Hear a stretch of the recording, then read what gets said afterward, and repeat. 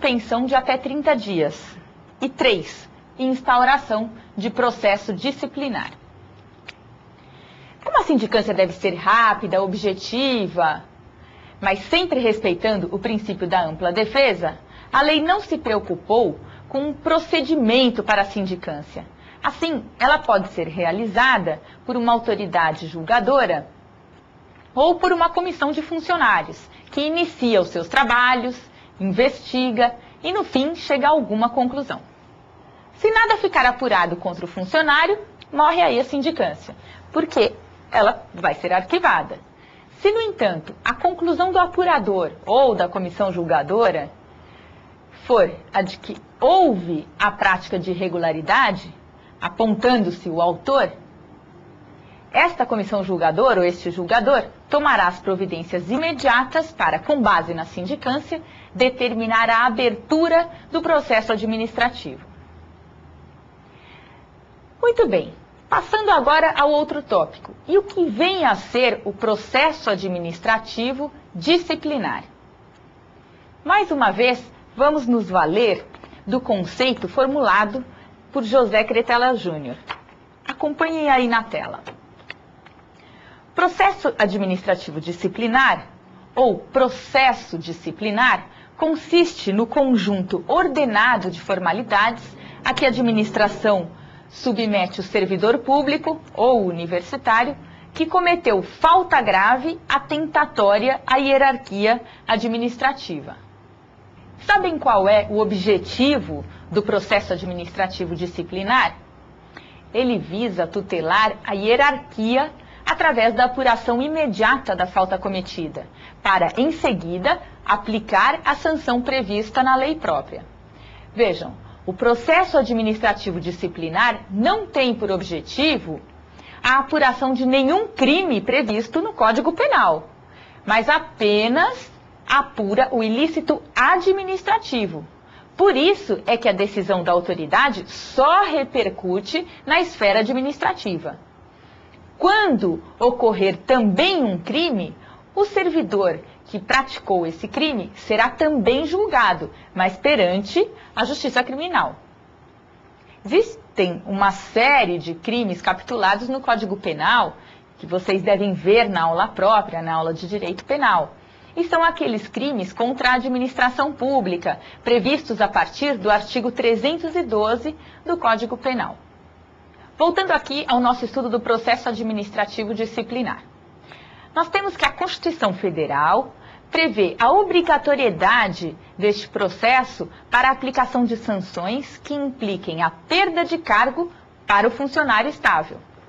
Isso está inserido no artigo 41, parágrafo 1º, inciso 2 do texto constitucional.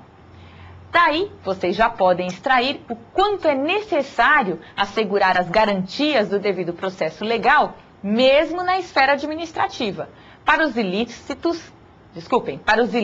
que prevejam sanções administrativas mais severas.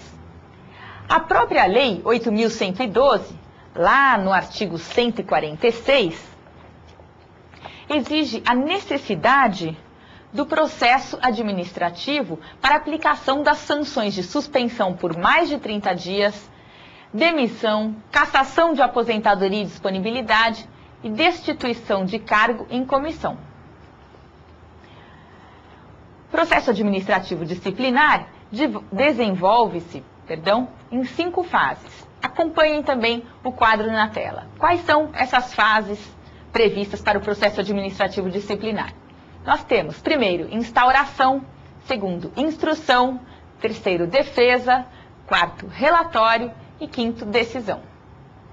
Assim que a autoridade tem conhecimento de qualquer irregularidade praticada pelo funcionário, ela instaura o processo, pois ela tem o dever de agir de ofício. Lembram-se lá do princípio da oficialidade, que nós vimos agora há pouquinho? Pois bem, uma vez instaurado o processo, ele é encaminhado à comissão processante, que por meio de uma portaria abre formalmente esse processo, no qual vão constar os dados pessoais dos envolvidos, a infração de que eles são acusados, com a descrição dos fatos e indicação dos dispositivos legais ofendidos. Como bem lembra a professora Maria Silvia Zanella de Pietro, essa portaria equivale à denúncia no processo penal.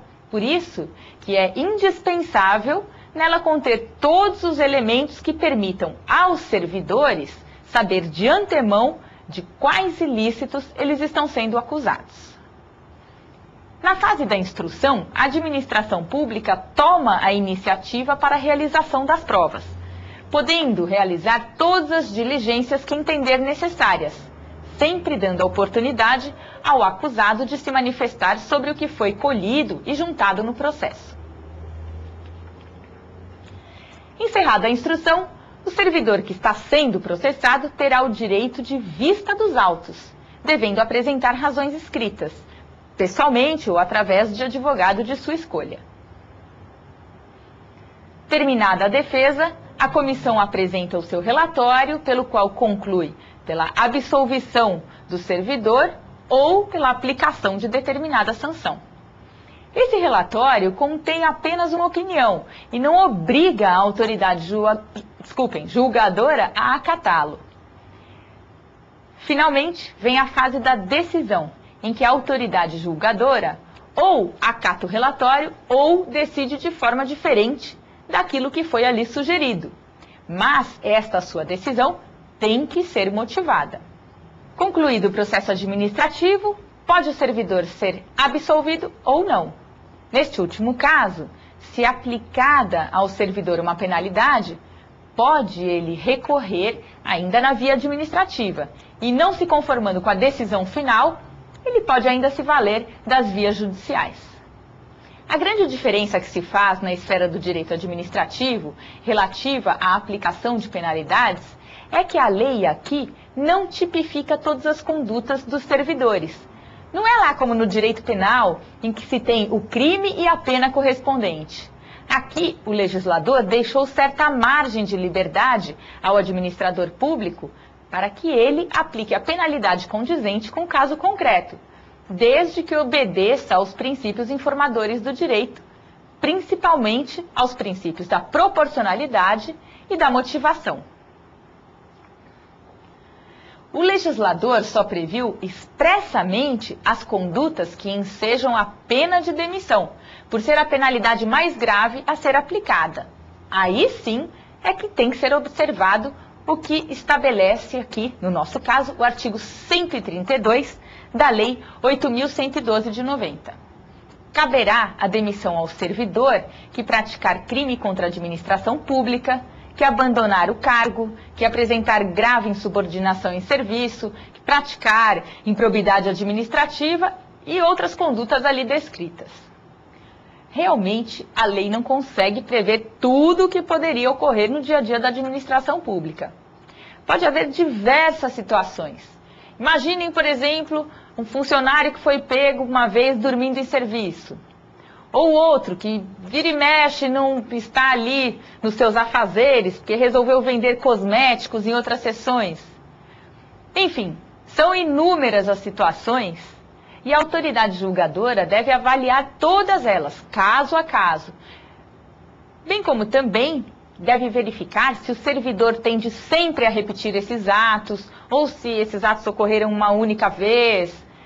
Enfim, tudo deve ser ponderado a fim de que seja aplicada a melhor solução ao caso concreto.